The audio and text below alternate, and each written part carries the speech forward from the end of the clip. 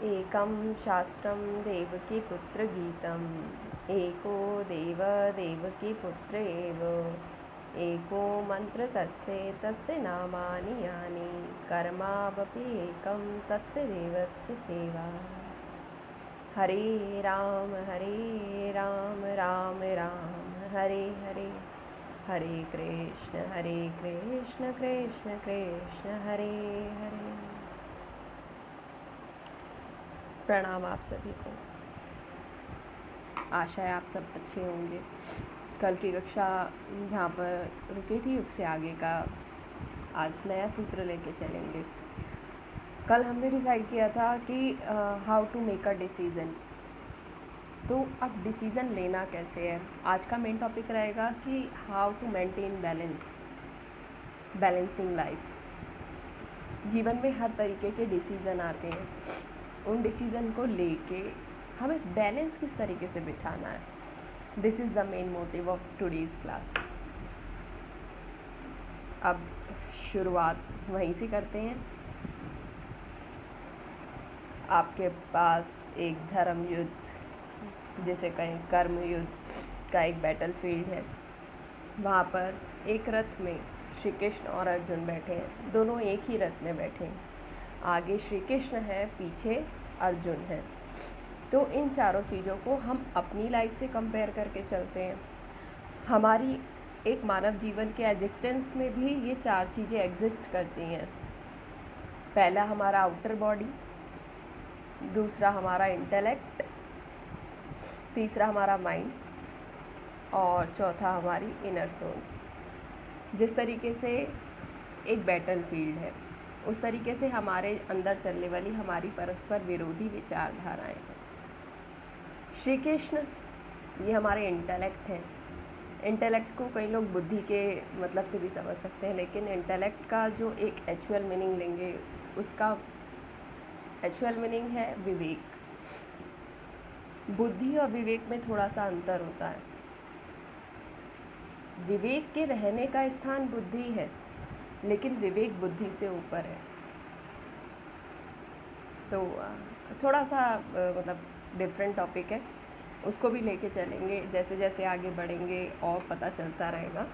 अभी मान के चलते हैं, ठीक है। इंटेलेक्ट यानी कि विवेक, जो बुद्धि को अच्छा करने के लिए, नॉट प्लीजेंट बल्कि गुड करने के लिए समझाता है, निर्देश देता है।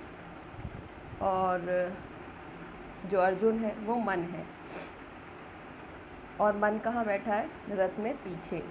तो इट इंडिकेट्स कि हमें जो अपने मन है उसको अपनी बुद्धि यानी कि विवेक से पीछे ही रखना है।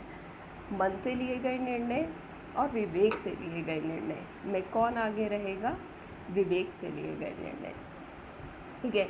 और जो चौथी चीज़ है वो हमारी इनर सोल है, जो सबके अंदर सेम होती है। कोई भी गाड़ी है, उसकी आउटर बॉडी होती है, उसके अंदर एक इंजन होता है, एक उसका ड्राइवर होता है, और उसके अंदर पेट्रोल या डीजल डलता है। तो उसी से कंपेयर करें। किसी भी गाड़ी की आउटर बॉडी को देख के हम उसकी परफॉर्मेंस नहीं बता सकते हैं कि वो किस तरीके से परफॉर्म करेगी। मे बी आउटर बॉडी बहुत अच्छी होगी लेकिन परफॉर्मेंस थोड़ी सी डाउन होगी। हो सकता है कि आउटर बॉडी उतनी अच्छी ना हो लेकिन परफॉर्मेंस उसकी अच्छी हो। तो ये किस चीज़ पर डिपेंड करता है? ये डिपेंड करता है उसके इंजन पर और उसके ड्राइवर पर। इंजन यानी कि मन, वो है अर्जुन। ड्राइवर उसे चला कौन रहा है, वो है इंटेलेक्ट, विवेक। वो कौन है, श्री कृष्ण। अब हमें डिसाइड करना है। भगवान ने तो संकेत दे दिया कि देखो रथ पे पीछे अर्जुन बैठेगा, आगे मैं बैठूंगा।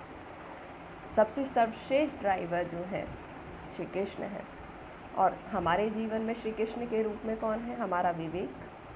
तो हमें भी कोई भी निर्णय लेने से पहले दोनों चीज़ें आएंगी, मन भी आएगा और विवेक भी आएगा। लेकिन हमें निर्णय कहाँ से लेने, हमें निर्णय लेने अपने विवेक से, तब बैलेंस रहेगा, ठीक है। तो समझा हमने कि बैलेंस लाइफ किस तरीके से मेंटेन होगी। बैलेंस लाइफ के लिए हमें अपने इंटेलेक्ट को अपने मन से पहले रखना है। इंटेलेक्ट भी ज़रूरी है, मन भी ज़रूरी है, लेकिन अगर मन से निर्णय लिए जाएंगे तो वो भ्रम तक लेके जाएगा, लेकिन अगर विवेक से निर्णय लिए जाएंगे तो वो सत्य तक लेके जाएगा। मे बी मन से लिए गए निर्णय अच्छे भी हो सकते हैं, बाद में आपको फ़ायदा भी कर सकते हैं, लेकिन विवेक से निर्णय लिए गए गारंटीड आपको फ़ायदा करें। तो इस तरीके से आज का विचार रहा।